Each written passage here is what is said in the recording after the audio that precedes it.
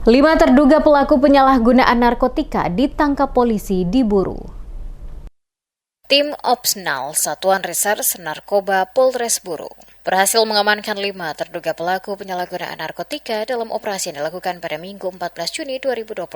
Penangkapan tersebut dilakukan setelah polisi menerima laporan masyarakat terkait dugaan peredaran dan penyalahgunaan narkotika di wilayah hukum Kabupaten Buru. Berdasarkan informasi yang diterima, tim Opsnal Satres Narkoba bergerak melakukan penyelidikan dan berhasil mengamankan para terduga pelaku di lokasi yang berbeda. Dari hasil pemeriksaan awal termasuk tes urin terhadap sejumlah orang yang diamankan, petugas menemukan indikasi keterlibatan beberapa pelaku dalam penyalahgunaan narkotika.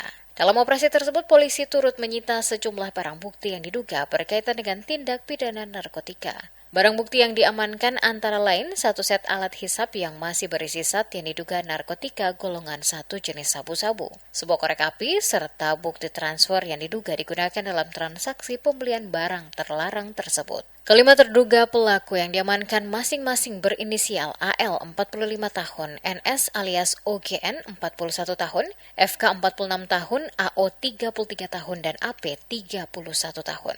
Seluruhnya kini berada dalam pengawasan penyidik untuk menjalani pemeriksaan lebih lanjut.